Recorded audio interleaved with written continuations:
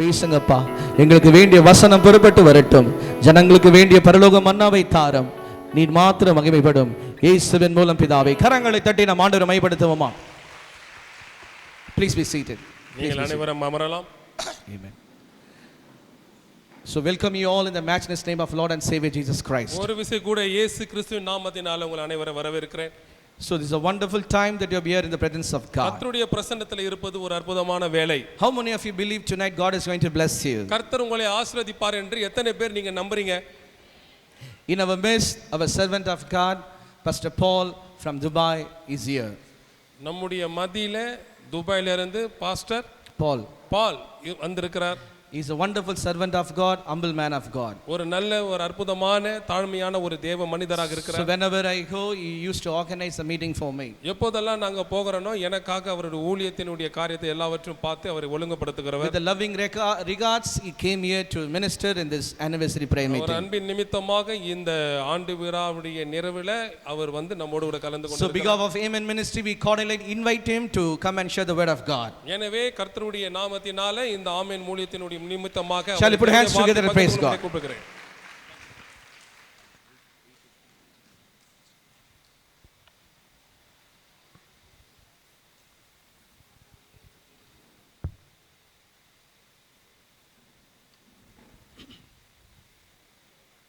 Hallelujah. Hallelujah. Hallelujah. Amen. இது ஒரு மனமகிழ்ச்சியான ஒரு நாள். ஆமென். எல்லாரும் இந்த இடத்துல கர்த்தருடைய நாமத்தினாலே நாம் கூடி வந்திருக்கிறோம். இந்த ஆமேன் ஊழியத்தினுடைய 19வது ஆண்டு நிறைவு நாளை முன்னிட்டு கர்த்தரை மகிமைப்படுத்தும்படியாய் நம்ம எல்லாரும் தேவ சமூகத்தில் கூடி வந்திருக்கிறோம். ஹல்லேலூயா. தேவ நாமத்திற்கு மகிமை உண்டாவதாக. கர்த்தருடைய வார்த்தையை கொடுப்பதற்கு முன்பதாக ஒரு சில வார்த்தைகளை சொல்லி ஜெபித்து பிறகு கர்த்தருடைய வார்த்தைக்கு நேராக நான் கடந்து செல்ல விரும்புகிறேன். அருமையான பாஸ்டர் பால் உரேஷ்குமார் அவர்களை கடந்த 2 ஆண்டுகளாக நான் அறிவேன்.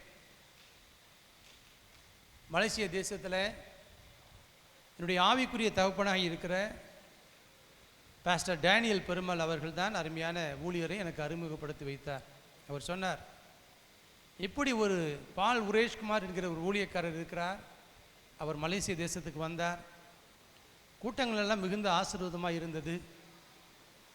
45 நிமிடம் எனக்கு தீர்க்க தரிசன வார்த்தைகளை அவர் எனக்கு சொல்லி ஜெபித்தார் என்று சொன்னார். எனக்கு ரொம்ப ஆச்சரியமாக இருந்தது. அப்போ நான் கேட்டேன், அவருடைய நம்பர் எனக்கு கொடுப்பீங்களா, நானும் அவர்கிட்ட பேசி ஜெபிச்சு கொள்கிறேன்னு சொல்லிட்டு. நான் பாஸ்டரை பார்த்ததில் அவரும் என்னை பார்க்கல.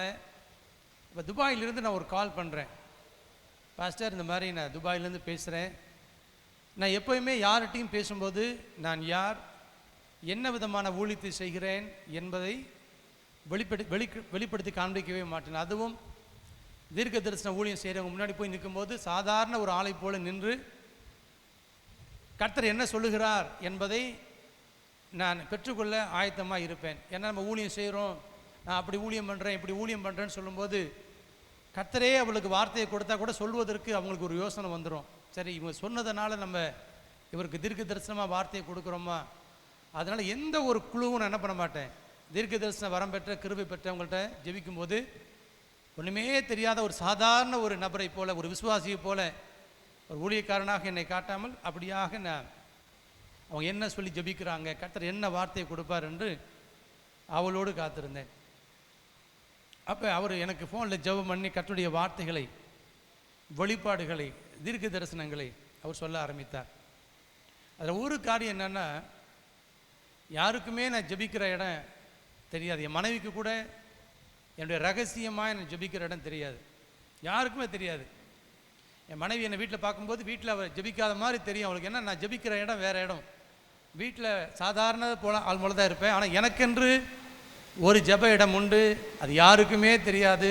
ஆனால் பாஸ்டர் அதை ப்ரொஃபட்டிக்கலாக பேசும்போது, இந்த இடத்துல நீங்கள் ஜெபிக்கிறீங்க, கர்த்தர் அந்த இடத்துல நீங்கள் ஜெபிக்கிற எல்லா ஜெபத்தையும் கர்த்தர் கேட்குறாரு. அல்லேலூயா. அதான் சொன்னேன், யாருக்குமே தெரியாது, இன்ன வரைக்கும் யாருக்குமே என்னுடைய மறைவான.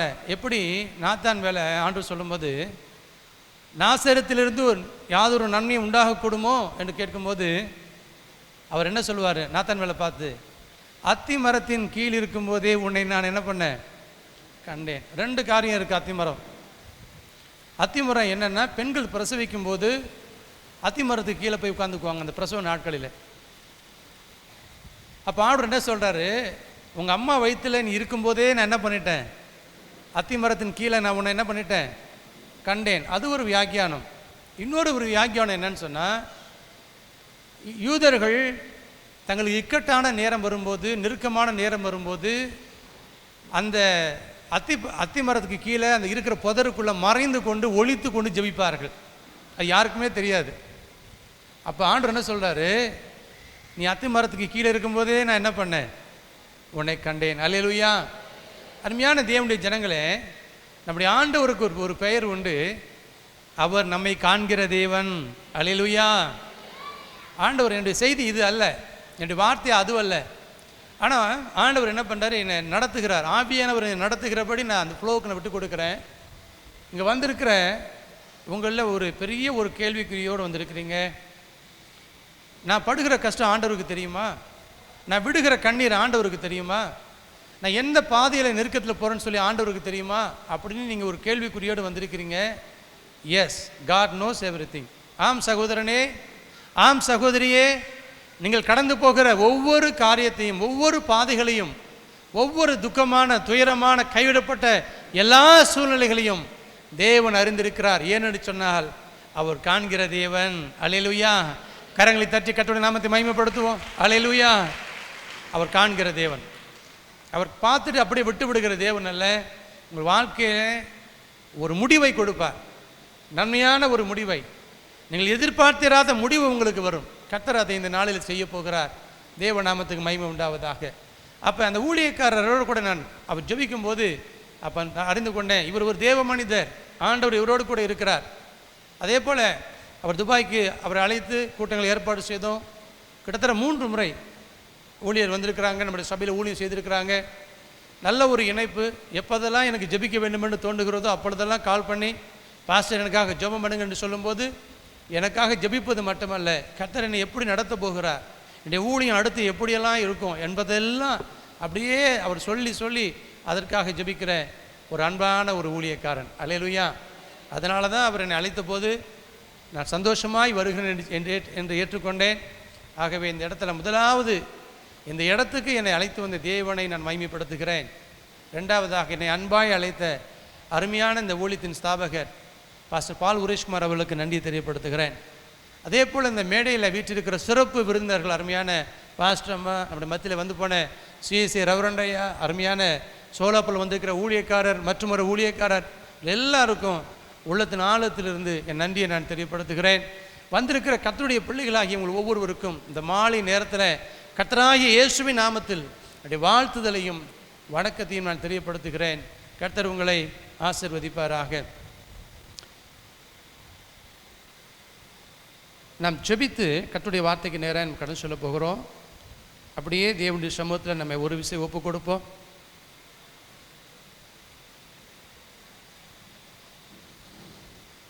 திருக்கரம் என்னை தாங்கி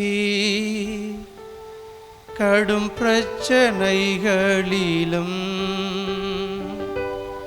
முன்னேறி செல்வதற்கு பலத்தை நீ தந்ததற்கா திருக்கரம் என்னை தாங்கி கடும் பிரச்சனைகளிலும் முன்னேறி செல்வதற்கு பலத்தை நீ தந்ததற்கு இயேசுவே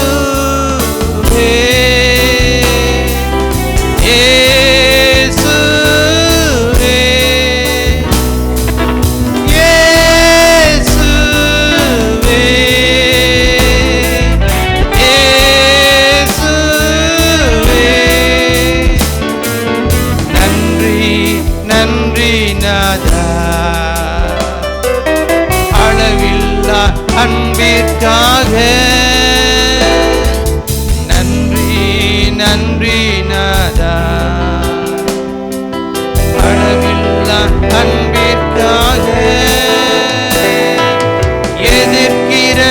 தள்ளினவர் முன்பிலும் தள்ளினவர் மத்தியில் பந்தியாயத்தப்படுத்தி அன்பாக கணம் பண்ணி எதிர்க்கிறவர் முன்பிலும் தள்ளினவர் மத்தியில் பந்தியாயத்தப்படுத்தி அன்பாக கணம் பண்ணினே. இயேசுவே, இயேசுவே, இயேசுவே,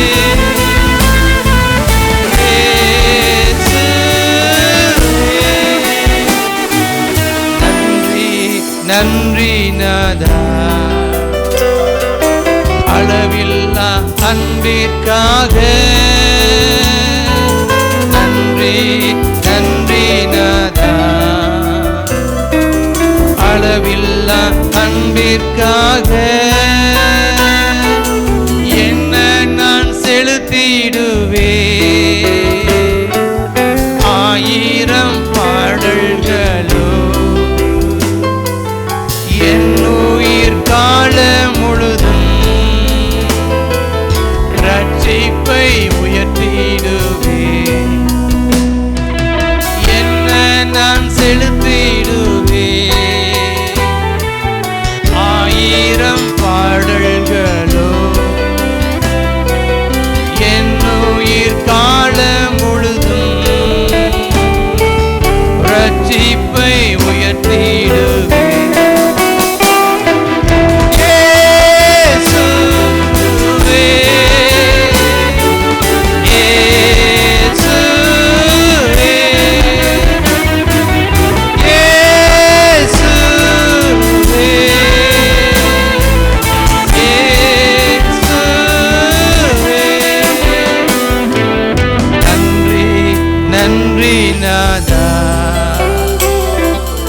அளவில்லா அன்பிற்காக நன்றி நன்றி நாதா, அளவில்லா அன்பிற்காக.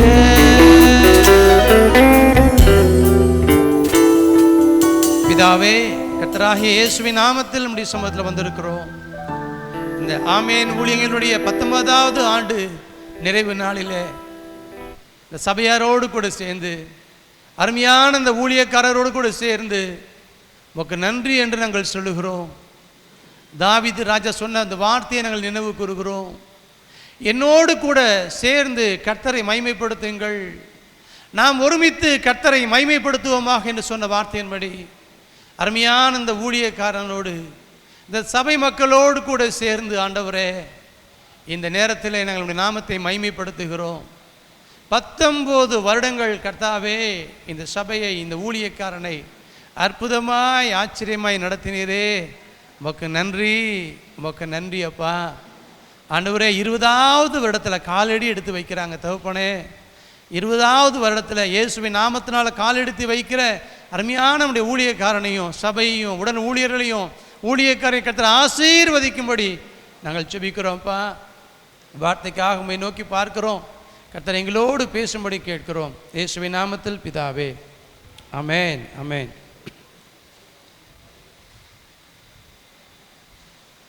இந்த நாளிலும் ஆண்டவர் இந்த சபைக்கு கொடுக்கிற ஒரு காரியம் என்ன தெரியுமா ஆண்டு சொல்லுகிறாரு? ஆண்டவர் எப்படிப்பட்டவர் என்று சொன்னால், இந்த 19 வருடங்களும் நம்முடைய தேவன், நம்முடைய ஆண்டவர், நம்முடைய கர்த்தர் இந்த சபைக்கு, இந்த ஆமேன் ஊழியத்திற்கு, இந்த ஊழியத்தை நடத்துகிற அருமையான ஊழியக்காரருக்கு அவர் உண்மையுள்ளவராக இருக்கிறார். அல்லேலூயா. ஆண்டவர் தான் சொன்னார், நீ போய் சொல்லு, என் ஊழியக்காரர்கிட்ட போய் சொல்லு, என் மக்கள்கிட்ட போய் சொல்லு, 19 வருடங்கள் நான் உங்களுக்கு உண்மையுள்ளவராக இருந்தேன், 19 வருடங்கள் நான் உங்களை அற்புதமாய் நடத்தினேன், 19 வருடங்கள் நீங்கள் பல ஏற்றத்தாழ்வுகளை நீங்கள் சந்தித்தீர்கள், 19 வருடங்களிலே உங்களோடு கூட இருந்த பயணித்த அநேகர் இன்றைக்கு உங்களோடு கூட இல்லை. ஆனாலும் இந்த 19 வருடங்களும் நான் உங்களோடு இருந்து உங்களை நடத்தி வருகிறேன். அல்லேலூயா. ஆண்டவர் சொல்லுகிறாரு, நான் உண்மையுள்ள ஒரு தேவன். ஆமென். ஆண்டவர் எப்படிப்பட்ட ஆண்டவர்? அவர் உண்மையுள்ள ஆண்டவராக இருக்கிறார். உபாகமத்தின் புத்தகம் 7ஆம் அதிகாரம் 9ஆம் வசனம். The book of Deuteronomy chapter 9 chapter 7 verse 9. ஆண்டவர் எப்படிப்பட்ட தேவனா? 1000 தலைமுறைக்கும் அவர் உண்மையுள்ளவராக இருக்கிறார். ஒரு தலைமுறை 2 தலைமுறை அல்ல. ஆண்டவர் 1000 தலைமுறைக்கும் அவர் உடன்படிக்கையை காக்கிற தேவன். அவர் தயவு பெருத்த தேவன். அவர் உண்மையுள்ள தேவன் என்று நாம் பார்க்கிறோம். ஆண்டவர் நம்மோடு கூட உடன்படிக்கை செய்தால் அந்த உடன்படிக்கையில் அவர் உண்மையுள்ளவராக இருக்கிறார். ஆண்டவர் ஆபிரகாமோடு கூட உடன்படிக்கை செய்தார். அந்த உடன்படிக்கையை ஈசாக்கை பார்க்கும்போது நினைவு கூர்ந்தார். அந்த உடன்படிக்கையை யாக்கோபை பார்க்கும்போது நினைவு கூர்ந்தார். அந்த உடன்படிக்கையை இஸ்ரவேல் ஜனங்களை பார்க்கும்போது கர்த்தர் நினைவு கூர்ந்தார். ஹல்லேலூயா. அவர் ஆபிரகாமின் தேவனும் ஈசாக்கின் தேவனும் யாக்கோபின் பயபக்திக்குரியவருமாய் இருக்கிறார். 1000 தலைமுறைக்கு கர்த்தர் என்ன பண்ணுறாரு? அவர் உண்மையுள்ளவராக இருக்கிறார். இன்றைக்கும் ஆண்டவர் இஸ்ரவேல் ஜனங்களுக்கு தாம் பண்ணின உடன்படிக்கையில் அவர் உண்மையுள்ளவராக இருக்கிறார். இஸ்ரவேலை ஆண்டவர் பறந்து காக்கிற பட்சி போல அவர் பாதுகாக்கிற தேவனாக இருக்கிறார். ஏன் என்று சொன்னால் அவர் முற்பிதாக்களோடு கூட உடன்படிக்கை செய்திருக்கிறார். நீங்கள் திரளான ஜனம் என்று நான் உங்களை தெரிந்து கொள்ளவில்லை. நீங்கள் ஜனங்களிலே சொற்ப ஜனங்களாக இருந்தீர்கள், கொஞ்ச ஜனங்களாக இருந்தீர்கள். நான் எனக்காக நான் உங்களை தெரிந்து கொண்டேன் என்று சொல்லி ஆண்டவர் அந்த ஜனத்தை தெரிந்து கொண்டு அந்த ஜனங்களோடு உடன்படிக்கை செய்து முற்பிதாக்களோடு கூட உடன்படிக்கை செய்து 1000 தலைமுறைக்கும் அந்த உடன்படிக்கை காக்கிற உண்மையுள்ள ஒரு தேவனாய் இருக்கிறார். 1 கொரிந்தியர் புத்தகம் 1ஆம் அதிகாரம் 9ஆம் வசனத்தை வாசிக்கும் பொழுது, உங்களை அழைத்த தேவன் உண்மையுள்ளவர் என்று நாம் பார்க்கிறோம். அல்லேலூயா. அருமையான ஊழியக்காரனே, உங்களை அழைத்த ஆண்டவர் உண்மையுள்ளவர். அருமையான ஊழியக்காரியே, மேடையின் மீது வீற்றிருக்கிற அருமையான கர்த்தருடைய ஊழியர்களே, உங்களை அழைத்த ஆண்டவர் உண்மையுள்ளவர். இவர்களை மாத்திரம் அல்ல, ஆண்டவர் உங்களையும் அவர் அழைத்திருக்கிறார். தேவன் உங்களையும் அவர் தெரிந்து கொண்டிருக்கிறார். 1 தெசலோனிக்கேயர் 5ஆம் அதிகாரம் 24ஆம் வசனத்தை வாசிக்கும் போது, உங்களை அழைக்கிறவர் உண்மையுள்ளவர் என்று வாசிக்கிறோம். ஆம் தேவி ஜனமே, ஆண்டவர் உங்களை அழைத்த தேவன் அவர் உண்மையுள்ள தேவனாக இருக்கிறார். ஊழியக்காரனுக்கு மட்டும் ஆண்டவர் சொல்லலை, நான் உனக்கு ஊழியக்காரனே உனக்கு உண்மையுள்ள தேவனாக இருப்பேன் என்று சொல்லி. இந்த சபையில் அங்கம் வகிக்கிற உங்களுக்கும் ஆண்டவர் கொடுக்கிற வார்த்தை, நான் உங்களுக்கு உண்மையுள்ள தேவனாக இருந்து உங்களை நடத்துவேன். ஏன்னு சொன்னால் அவர்தான் உங்களை அழைத்திருக்கிறார். அல்லேலூயா. அவர்தான் ஆண்டவராக இயேசு கிறிஸ்து உங்களை முன்குறித்து இந்த சபையிலே உங்களை கொண்டு வந்து சேர்த்து ஒரு தேவனுடைய பிள்ளையாய், ஒரு விசுவாசியாய் கர்த்தர் இந்த சபையில் இந்த ஊழியத்தில் அவர் வைத்திருக்கிறார் என்று நான் பார்க்கிறோம். வேதம் சொல்லுகிறது ஆண்டவர் எப்படி உண்மையுள்ளவரா? எபிரேயருக்கு நிருபம் 10ஆம் அதிகாரம் 23ஆம் வசனத்தை வாசிக்கும் பொழுது, வாக்குத்தத்தம் பண்ணினவர் உண்மையுள்ளவராக இருக்கிறாரே. அல்லேலூயா. அருமையான தேவ ஜனமே, ஆண்டவர் உங்களுக்கு ஒரு வாக்கு கொடுப்பார் என்று சொன்னால் அந்த வாக்கிலேயே அவர் உண்மையுள்ளவராக இருப்பார். ஒருபோதும் ஆண்டவர் வாக்கு தவற மாட்டார். சில நேரங்களில் கர்த்தர் தனிப்பட்ட விதத்தில் உங்களுக்கு வாக்குத்தத்தம் கொடுத்திருப்பார். சபையிலே உங்களுக்கு வாக்குத்தத்தம் வந்திருக்கும். அல்லது ஏதோ ஒரு ஊழியக்காரர், இந்த சபையின் ஊழியக்காரரே ஜெபித்து கர்த்தர் இந்த வார்த்தையை உங்களுக்கு தருகிறார் என்று சொல்லுவார். அப்படி சொல்லும் பொழுது அந்த வார்த்தையை நீங்கள் நம்ப வேண்டும். அந்த வார்த்தையை நீங்கள் அறிக்கை செய்ய வேண்டும். அந்த வார்த்தையை நீங்கள் விசுவாசிக்க வேண்டும். அந்த வாக்குத்தத்தம் உங்கள் வாழ்க்கையில் நிறைவேறுவதற்கு நீங்கள் காத்திருக்க வேண்டும். அல்லேலூயா. உங்களுக்கு தெரியுமா, நீங்கள் 19வது வருடத்தை நீங்கள் முடித்து 20ஆம் வருடத்திற்குள்ளாக காலெடுத்து வைக்கிறீர்கள். வேதத்திலே 20 என்கிற வார்த்தையை குறித்து பார்க்கும் பொழுது ஒவ்வொரு எண்களுக்கும் ஒரு அர்த்தம் உண்டு. 6 என்பது மனித இலக்கம் என்று பார்க்கிறோம். 7 என்பது பூரணம் என்று நாம் பார்க்கிறோம். அதுபோல் ஒவ்வொரு எண்களுக்கும் ஒரு அர்த்தம் உண்டு. 20வது வருடத்துக்குள்ளே அடியெடுத்து வைக்கிறீங்க. 20வது வருடம் எதை குறிக்கிறது என்று சொன்னால், நீங்கள் ஆண்டவருக்கென்று காத்திருக்கிற வருடமாக இருக்கும். தேவனுடைய வாக்குத்தத்தம் நிறைவேற 20வது வருடத்தில், புது வருடத்தில் நீங்கள் என்ன பண்ணணும்? காத்திருக்க வேண்டிய ஒரு வருடம், இந்த வெயிட்டிங் பீரியட் ஆஃப் காட். ஆண்டவர் சொல்லக்கூடிய ஒரு காரியம், நீங்கள் 20வது வருடத்தில் கால் எடுத்து வைக்க போகிறீங்க. ஆனால் இந்த 20வது வருடத்தில் தேவன் உங்களுக்கு கொடுத்த வாக்குத்தத்தங்கள் நிறைவேறப் போகிறது.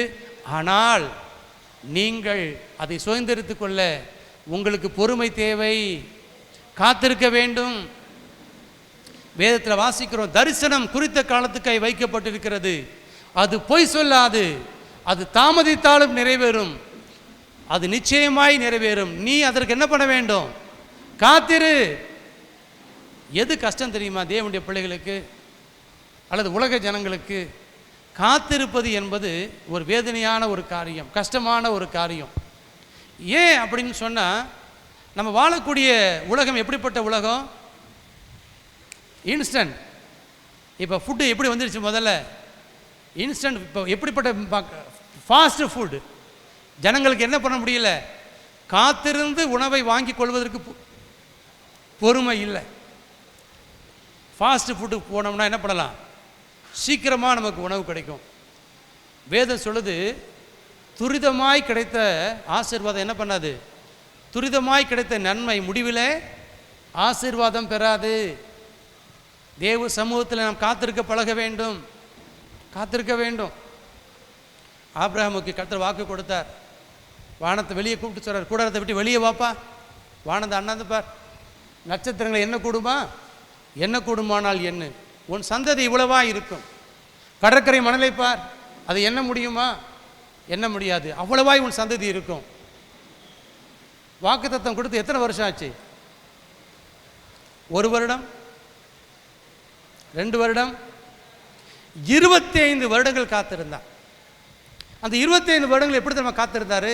தேவன் வாக்குத்தத்தம் பண்ணினதை நிறைவேற்ற வல்லவர் என்று எண்ணி விசுவாசித்து தேவனை மகிமைப்படுத்தி விசுவாசத்தில் வல்லவனானான். அல்லேலூயா. இப்போ ஒரு மகனை பெறுவதற்கு 25 வருடங்கள் காத்திருக்க வேண்டியதாக இருந்துச்சு. ஆனால் ஆண்டவர் உங்களை அப்படி காத்திருக்க சொல்லலை. ஆண்டவர் என்ன சொல்கிறாரு? வருகிற 20வது வருடத்தில் நீங்கள் சில காரியங்களுக்காக காத்திருக்க வேண்டும். அல்லேலூயா. காத்திருக்கும் போது கர்த்தர் என்ன தருமா கொடுப்பாரு? அண்ணால் காத்திருந்தா என்ன பரிசாக கிடைச்சது? ஒரு தீர்க்கதரிசியை குமாரனாய் பெற்றாள். காத்திருக்கும் போது ஆபிரகாம் ஈசாக்கை பெற்றான், வாக்குத்தத்தத்தின் பிள்ளையை பெற்றான். நீங்கள் காத்திருக்கும் போது அது சோர்வை கொண்டு வரும், ஏமாற்றத்தை கொண்டு வரும், தளர்ச்சியை கொண்டு வரும். ஆனால் நீங்கள் செய்ய வேண்டிய ஒரே ஒரு காரியம், தேவன் கொடுத்த வார்த்தையை விசுவாசித்து அதை அறிக்கை செய்து நீங்கள் விசுவாசத்தில் வல்லவர்களாகி நீங்கள் கர்த்தர் உங்களுக்கு வைத்திருக்கிற ஆசீர்வாதத்தை சுதந்திரத்துக் கொள்ள வேண்டும். ஏனென்றால் வாக்குத்தத்தம் பண்ணினவர் உண்மையுள்ளவர். அல்லேலூயா. தேவன் பொய் சொல்ல மனிதன் அல்ல, மனமாற மனபுத்திரன் அல்ல. அவர் சொல்லியும் செய்யாது இருப்பாரோ? என்னாகமத்தின் புத்தகம் 23ஆம் அதிகாரம் 19ஆம் வசனத்தில் ஆண்டவர் இப்படியாய் சொல்லுகிறார், நான் பொய் சொல்ல மனிதன் அல்ல, நான் மனமாற மனுபுத்திரன் அல்ல, நான் சொல்லியும் செய்யாதிருப்பேனோ, நான் வாக்கு பண்ணியும் நான் அதை நிறைவேற்றாமல் இருப்பேனோ என்று ஆண்டவர் சொல்லுகிறார். ஆண்டவர் வாக்கு பண்ணினால், ஆண்டவர் கொடுப்பேன் என்று சொன்னால் அவர் உண்மையுள்ள தேவனாய் இருக்கிறார். அதனால தான் ஆதியாகமத்தின் புத்தகத்தில் எலியேசர் ஆபிரகாமை குறித்து அறிமுகப்படுத்தும் பொழுது அங்கே சொல்கிறாரு, ஆண்டவர் அவருடைய எஜமானுக்கு எப்படி இருந்தாரா? தம்முடைய உண்மையை காக்கிற தேவனாய எஜமானுக்கு ஆண்டவர் இருந்தார் என்று சொல்வதை பார்க்கிறோம். அல்லேலூயா. எபிரேயர் 11ஆம் அதிகாரம் 11ஆம் வசனத்தை வாசிங்க. அப்படியே சாராலும் கற்பத்தரிக்க பலனில்லாமல் இருக்கும் பொழுது கர்த்தர் கொடுத்த வாக்குத்தத்தத்தை நம்பி அவளும் என்ன பண்ணுறா? அந்த நிறைவேறுதலை அவள் பார்ப்பதை நாம் பார்க்கிறோம். பிரியமானவர்களே, ஆண்டவர் உண்மை இல்லவர். வேதத்தில் அநேக இடங்களில் கர்த்தர் உண்மை இல்லவர் என்று வாசிக்கிறோம். 1 யோவான் 1:9 வாசிக்கிறோம், நமக்கு பாவமில்லை என்று சொன்னால் நம்மை நாமே நாம் வஞ்சிக்கிறவர்களாக இருப்போம், சத்தியம் நமக்குள் இராது. ஆனால் நம்முடைய பாவத்தை நாம் அறிக்கை செய்யும் பொழுது அதை மன்னிப்பதற்கு, நம்மை சுத்திகரிப்பதற்கு ஆண்டவராகிய இயேசு கிறிஸ்து நீதியும் உண்மையும் உள்ள தேவன். அல்லேலூயா. அவர் உண்மையுள்ள தேவன். இன்றைக்கு தேவன் உங்களுக்கு கொடுக்குற வார்த்தை என்ன தெரியுமா? 19 வருடங்கள் இந்த ஊழியத்துக்கு நான் உண்மையாக இருந்தேன், இந்த ஊழியக்காரனுக்கு நான் உண்மையாக இருந்தேன். வரக்கூடிய 20ஆம் வருடம், 21ஆம் வருடம், எத்தனை வருடமாக இருக்கட்டும், நான் உண்மையாக இருப்பேன், என்னுடைய உண்மையை காண்பிப்பேன், என்னுடைய உண்மையை விளங்க பண்ணுவேன், என்னுடைய வாக்குத்தத்தத்தை நிறைவேற்றுவேன் என்று இந்த நேரத்தில் கர்த்தர் வாக்கு பண்ணக்கூடியவராக இருக்கிறார். இந்த நாளில் கர்த்தர் கொடுக்கிற வாக்குத்தத்தம் என்ன? அருமையான தேவனுடைய ஊழியருக்கு ஆதியாகமத்தின் புத்தகம் 28ஆம் அதிகாரம் 15ஆம் வசனம். ஆதியாகமத்தின் புத்தகம் 28ஆம் அதிகாரம் 15ஆம் வசனம். நான் உன்னோடு இருந்து நீ போகிற இடத்திலெல்லாம் உன்னை காத்து அந்த தேசத்துக்கு உன்னை திரும்பி வர பண்ணுவேன். நான் உனக்கு சொன்னதை செய்யும் அளவும் உன்னை கைவிடுவதில்லை என்றார். நம்ம எல்லாருக்கும் தெரியும் யாக்கோபுக்கு ஆண்டவர் கொடுத்த வாக்குத்தத்தம்.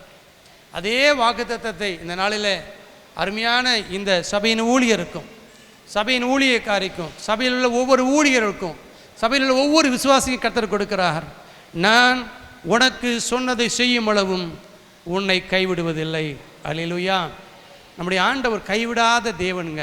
ஆமென். சங்கீதம் 9 வசனம் 10 வாசிக்கிறோம். கர்த்தாவே, உமது நாமத்தை நம்பி இருக்கிறவர்கள் உமக்கு பயந்திருப்பார்கள். உம்மை நம்பி இருக்கிறவர்களே நீர் ஒருபோதும் என்ன பண்ணுவதில்லை, கைவிடுகிறதில்லை. அல்லேலூயா. நம்முடைய ஆண்டவர் எப்படி உண்மை இல்லவரோ அதே போல் நம்முடைய ஆண்டவர் கைவிடாத தேவன். அல்லேலூயா. வாலிப நாளில் அருமையான ஊழியக்காரரை கர்த்தர் தெரிந்து கொண்டார். கர்த்தர் கரம் பிடித்தார். அந்த நாள் முதல் இந்த நாள் வரைக்கும் கைவிடாமல் நடத்தி வருகிறார். இந்து குடும்பத்தில் பிறந்த என்னை ஆண்டவரினுடைய 17ஆவது வயதில் கைப்பிடித்தார். எத்தனையோ முறை நான் ஆண்டவர் விட்டு விலகி போயிருக்கிறேன், பின்வாங்கி போயிருக்கிறேன். ஆனால் கர்த்தர் உண்மை இல்லவராய் கரம் பிடித்து இன்றைய வரைக்கும் கர்த்தர் நடத்துகிறார். ஏனென்றால் அவர் உண்மை இல்ல தேவன். அல்லேலூயா. இங்கே யாக்கோபு கைவிடப்பட்ட நிலைமையில் இருக்கிறார். அப்பா அம்மா சொல்கிறாங்க, நீங்கள் இருந்தால் அவன் அண்ணன் உன்னை கொன்று போடுவான்ப்பா, நீ மாமா வீட்டுக்கு போய் கொஞ்சம் தலைமறைவாக இரு, அவனுடைய கோபம் தீர்ந்த பிறகு நீ வா என்று சொல்லி தன்னுடைய மகனாகி யாக்கோபு அனுப்பி வைக்கிறாங்க. யாக்கோபு ஒரு கல் எடுத்து படுத்திருக்கிறார். படுத்து தூங்கும்போது ஒரு தரிசனம் பார்க்குறார். வானத்துக்கும் பூமிக்கும் இடையில என்ன இருக்குது? ஒரு ஏணிமரம் இருக்குது. பரலோகத்துக்கும் பூமிக்கு நடுவே ஒரு ஏணிமரம் இருக்குது. ஒரு தேவதூதன் அல்ல, பல தேவதூதர்கள் ஏறுவதும் இறங்குவதுமாக தரிசனத்தை பார்க்கிறார். ஆண்டவர் சொல்லுகிறாரு, யாக்கோபே, நீ படுத்திருக்கிற இந்த பூமியை நான் உனக்கு தருவேன், உன் சந்ததிக்கு தருவேன் எல்லாம் சொல்லிட்டு நீ போகிற. ஆனால் நான் உன் கூடவே இருந்து உன்னை காப்பாற்றி உன்னை திரும்பவும் உன் சொந்த தேசத்துக்கு வர பண்ணுவேன். அது நிறைவேறுகிற வரைக்கும் நான் உன்னை கைவிடுவதில்லை. சுருக்கமாக சொல்கிறேன், யாக்கோபு மாமா வீட்டுக்கு போகிறாரு. மாமா வீட்டில் திருமணம் முடிக்கிறாரு. ஆனால் அவர் எதிர்பார்த்த பெண் அவருக்கு கிடைக்கல. ஆனாலும் மாமனார் அவனை ஏமாற்றி அந்த பொண்ணை விரும்பின பொண்ணையே உனக்கு தருகிறேன்னு சொல்லி அவளுக்காக வேலை பாருன்னு சொல்கிறாரு. 14 வருஷம் அவருடைய 2 மனைவிக்காக வேலை பார்க்குற. முதல்ல ஒரு 7 வருஷம் வேலை பார்த்து தான் திருமணம் நடக்குது. ஆனால் அடுத்த மனைவி 7 நாளில் திருமணம் பண்ணி கொடுத்துட்டு இவளுக்காக 7 வருஷம் வேலை பாருன்னு சொல்லுகிறார். 14 வருடம் மாமனார் வீட்டில் அவர் வேலை பார்க்கிறார். ஆனால் என்ன கிடையாது, சம்பளம் இல்லை. சாப்பாடு உண்டு, ஆனால் என்ன கிடையாது, அவருக்குன்னு ஒன்றுமே கிடையாது. அப்புறம் மாமாட்ட பேசி, எனக்கு இப்படியே நான் வேலை பார்த்தா என்ன ஆகுறது, எனக்கு மனைவி இருக்காங்க, பிள்ளைங்க இருக்காங்க, எனக்கு ஏதாவது வேண்டாமா அப்படின்னு சொல்லி பேரம் பேசி ஆடுகளை பிரித்து இந்த ஆடு எனக்கு, இந்த ஆடு உமக்கு என்று சொல்லி அப்படியெல்லாம் மாமனார் அவனை ஏமாற்ற பார்க்குறார். ஆனால் கர்த்தர் அவனோடு கூட இருந்து என்ன பண்ணுறாரு, அவனை ஆசீர்வதிக்கிறார். அப்போ அவனுடைய சாமியாரெல்லாம் சொல்கிறாங்க, உன் மருமகனை விட்டுறாத, அவனால் ஆசீர்வாதம், அவனை விட்டுறாத, அவனை ஏமாற்றி வச்சுக்கொள்ளு. அப்படியே இவன் ஏமாற்றி ஏமாற்றி வஞ்சகமாய் வைத்து கொண்டிருக்கிறான். ஒரு நாள் வருகிறது, யாக்கோபை கர்த்தர் என்ன பண்ணுறாரு, சொந்த தேசத்துக்கு திரும்பி வர பண்ணுவேன் என்று சொன்னவர் அவனுடைய சொந்த தேசத்துக்கு அவனை அழைத்து வருகிறார். ஆனால் போகும்போது எப்படி போகிறாரு யாக்கோபு, வெறுங்கையோடு போகிறாரு. ஆனால் திரும்பி வரும்போது 2 பரிவாரங்களோடு கர்த்தர் கொண்டு வருகிறார். அவர் சொல்கிறாரு, நான் கோலும் தடியுமா வெறுங்காலோடு வெறுங்கையோடு நான் யோர்தானை கடந்து போனேன். ஆனால் தேவன் என்னை திரும்பி வரும்போது 2 பரிவாரங்களோடு, மந்தைகளோடு, ஆடுகளோடு, பிள்ளைகளோடு, மனைவியோடு என்னை கர்த்தர் கொண்டு வருகிறார் என்று அங்கே திரும்பி வருவதை நான் பார்க்குறோம். அவருக்குள்ளே ஒரு பயம் இருந்துச்சு, எங்கே அண்ணன் நம்மளை கொண்டு போடுவானா என்று சொல்லி. ஆனால் தேவ சமூகத்தில் காத்திருந்து இரவு முழுவதும் போராடி, ஆண்டவரே என்னை ஆசீர்வதித்தால் ஒழிய நான் நம்மை போக விடேன் என்று சொல்லி கர்த்தரை பற்றி பிடித்து கொண்டு கர்த்தருடைய ஆசீர்வாதத்தை பெற்றுக்கொண்டு எத்தனாய் இருந்த யாக்கோபு ஒரு தேவனுடைய பிரபுவாக இஸ்ரவேலாக மாறி சொந்த தேசத்துக்கு வருவதை நான் பார்க்குறோம். இந்த சம்பவத்தில் அவர் பலரால் கைவிடப்பட்டார். மாமனார் கைவிட்டார், அவருடைய மச்சனை, அவருடைய மைத்துனர்கள் கைவிட்டாங்க, எல்லாராலும் கைவிடப்பட்டிருந்தாலும் தேவன் அவரை கைவிடவில்லை. அவருடைய மாமனார் என்ன நினைக்கிறார் தெரியுமா? மருமகனை போக விடக்கூடாது, எப்படியாவது வழிமறைத்து அவனை கொன்று போட வேண்டும் என்று வரும்போது ஒரு இரவுல தேவன் சொப்பனத்தில் தோன்றி எச்சரிக்கிறார், லாபானை குறித்து எச்சரிக்கிறார். லாபானே, நீ யாக்கோபோடு கூட நன்மையே என்று வேற எதையும் பேசக்கூடாது. அடுத்த நாள் பஞ்சாயத்து நடக்குது. அப்போ சமாதானம் பண்ண வருகிறார் லாபான். யாக்கோபு சொல்கிறாரு, இதுக்கெல்லாம் என்ன தெரியுமா காரணம்? என் ஆபிரகாமின் தேவன், என் முற்புதாக்களின் தேவன் என்னோட இருந்தார், உன்னை எச்சரித்தார், அதனால தான் நீ என்ன பண்ண, பயந்து போன, என்ன கூட சமாதானமாக வந்திருக்கிற என்று சொல்லி அங்கே சமாதானம் பண்ணுவதை நான் பார்க்கிறோம். ஹல்லேலூயா. அப்போ ஆண்டவர் என்ன பண்ணுகிறார்? கைவிடாமல் அவனை நடத்துகிறார். ஹல்லேலூயா. அருமையான தேவனுடைய ஜனமே, கர்த்தர் என்ன பண்ண போகிறார் வரக்கூடிய நாட்களில்? உங்கள் ஊழியக்காரனை, உங்கள் சபையை உண்மையுள்ளவராக இருக்கிறது மட்டுமல்ல, கைவிடாமல் உங்களை என்ன பண்ண போகிறாரு? அவர் நடத்த போகிறார். ஹல்லேலூயா. இந்த இடத்துக்கு வந்து நீங்கள் யாராலாவது கைவிடப்பட்டு வந்திருக்கீங்களா? எங்கள் பெற்றோர் என்னை கைவிட்டுட்டாங்க பாஸ்டர், என் பிள்ளைங்க என்னை கைவிட்டுட்டாங்க பாஸ்டர், என் மனைவி என்னை கைவிட்டுட்டாங்க, என் கணவன் என்னை கைவிட்டுட்டாரு, நான் பிஸ்னஸ் பண்ணி கொண்டிருந்தேன், என்னுடைய பார்ட்னர் என்னை கைவிட்டுட்டாரு, என்னுடைய கம்பெனிக்கு இந்த இத்தனை வருஷம் நான் உழைச்சேன் கைவிட்டுடுச்சு, நான் இத்தனை வருஷம் நான் ஊழியம் பண்ணேன், என்னை கைவிட்டுட்டாங்க. கைவிடப்பட்ட நிலைமையில் நீங்கள் வந்திருக்கீங்களா? கவலைப்படாதீங்க, தேவன் உங்களை கைவிட மாட்டார். உங்களை அழைத்த தேவன் உண்மையுள்ளவர், உங்களை கிறிஸ்துவுக்குள் அழைத்த தேவன் உண்மையுள்ளவர். அவரை பிடிச்சு கொள்ளுங்க. யாக்கோபு பிடிச்சு கொண்டது போல, ஆண்டவரே, இந்த இரவு நேரத்தில் இந்த சபைக்கு வந்திருக்கிறேன், இன்றைக்கு நீர் என்னோடு கூட பேசியிருக்கிறேன், நான் உம்மை பிடித்து கொள்வேன், உம்மை விடமாட்டேன் ஆண்டவரே, என்னை ஆசீர்வதியும் என்று கேட்கும் பொழுது கர்த்தர் உங்களை ஆசீர்வதித்து நடத்துவதற்கு அவர் உண்மையுள்ளவராக இருக்கிறார். ஹல்லேலூயா. அப்படியே கரங்களை உயர்த்தி ஆண்டவருக்கு நன்றி செலுத்த போகிறோம். ஆண்டவரே, நீர் உண்மையில்ல தேவனாக இருக்கிறீர், உமக்கு நன்றி அப்பா. நீர் கைவிடாத தேவனாக இருக்கிறீர், உமக்கு நன்றி அப்பா. உமக்கு நன்றி ஆண்டவரே, உமக்கு நன்றி ஆண்டவரே. உம்மை போல நல்ல தேவன் ஒருவருமே இல்லை ஆண்டவரே. உம்மை போல எங்களை வழிநடத்துகிற தேவன் ஒருவருமே இல்லைப்பா. உங்களை போல எங்களை நேசிக்கிற தேவன் ஒருவருமே இல்லை ஆண்டவரே. நீர் கைவிடாத தெய்வம் ஆண்டவரே, என் கருணையின் சிகரம் ஆண்டவரே. கைவிடா தெய்வமே, கருணையின் சிகரமே, மெய்யான தீபமே,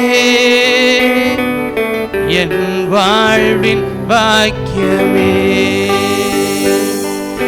கைவிடா தெய்வமே, கருணையின் சிகரமே, மெய்யான தீபமே, என் வாழ்வின் பாக்கியமே. முழங்கால் படியிட்டு முழுவதும் தருகிறோ, முழங்கால் படியிட்டு முழுவதும் தருகிறோ. ஆண்டவரே, எழும்பி நிற்கிற தேவ பிள்ளைகள் ஒவ்வொருக்காய் ஜெபிக்கிறோம்ப்பா. இவங்க வாழ்க்கையில் நீர் உண்மையுள்ளவராக இருந்ததற்காக நன்றி. இனிமேலும் உண்மையுள்ளவராக தேவனாக இருப்பேன் என்று வாக்கு பண்ணுவதற்காக நன்றி. இம்மட்டும் இவர்களை கைவிடாமல் நடத்தினதற்காக நன்றி. இனிமேலும் கைவிடாமல் நடத்துவேன் என்று வாக்கு பண்ணுவதற்காக நன்றி. அப்பா பிதாவே, இன்றைக்கு சபைக்கு வந்திருக்கிற கர்த்தருடைய பிள்ளைகள் ஒவ்வொருக்காய் ஜெபிக்கிறோம் அப்பா. கைவிடப்பட்டு வந்திருக்கிற, வேதனையோடு வந்திருக்கிற, கண்ணீரோடு கூட வந்திருக்கிற, காயத்தோடு வந்திருக்கிற ஒவ்வொருவரையும் இந்த நேரத்தில் ஆண்டவர் நீர் ஆற்றும்படி, தேற்றும்படி, காயம் கட்டும்படி, குணமாக்கும்படி, விடுதலையாக்கும்படி நாங்கள் ஜெபிக்கிறோம் அப்பா. யாராவது பலவீனத்தோடு வந்திருந்தால், வியாதியோடு வந்திருந்தால், விசேஷமாய் அவளுக்காக நான் ஜெபிக்கிறேன். இயேசுவின் நாமத்தில் வியாதிகள் நீங்கட்டும், பலவீனங்கள் நீங்கட்டும், எல்லா சுகவீனமும் நீங்கட்டும் அப்பா. ஆவிக்குரிய வாழ்க்கையில ஒரு விடுதலை உண்டாவதாக. இப்படி ஆவியில ஒரு விடுதலை வந்திருக்கிற ஒவ்வொரு தேவனுடைய பிள்ளையுடைய ஆவியில ஒரு விடுதலை இப்பொழுது உண்டாவதாக. ஆத்மாவில ஒரு சமாதானம், ஒரு ஆறுதல், ஒரு நிம்மதி ஆத்மாவில உண்டாகும்படி ஜெபிக்கிறேன். சரீரத்துல இயேசுவின் நாமத்தினால ஒரு அற்புதமான ஒரு சுகமும், ஒரு விடுதலையும், ஆரோக்கியமும் இப்பொழுது உண்டாகும்படி ஜெபிக்கிறோம். ஒவ்வொருவரையும் தனித்தனியாய் பேர் பேராய் வாழ்த்தி ஆசீர்வதிக்கிறோம் அப்பா. சிறு பிள்ளைகள், வாலிபர்கள், பெரியவர்கள், குடும்பத்தினர், தனிமையாய் வந்திருக்கிற ஒவ்வொருவரையும் கர்த்தாவே உடைய கரத்துல ஒப்பு கொடுத்து நாங்கள் ஜெபிக்கிறோம். பொறுப்பெடுத்துக் கொள்ளும், வழி நடத்தும், ஆசீர்வதியும். துதி, கனம், மகிமை எல்லாவற்றுமக்கே தருகிறோம். இயேசு கிறிஸ்து மூலமாய் வேண்டிக் கொள்ளுகிறோம் ஜீவனுள்ள நல்ல பிதாவே. ஆமென், ஆமென். Thank you. கரங்களை தட்டி நாம் ஆண்டவரை மைப்படுத்துவோம். Please be seated. Please be seated. Thank you, Pastor, for a kind word of God.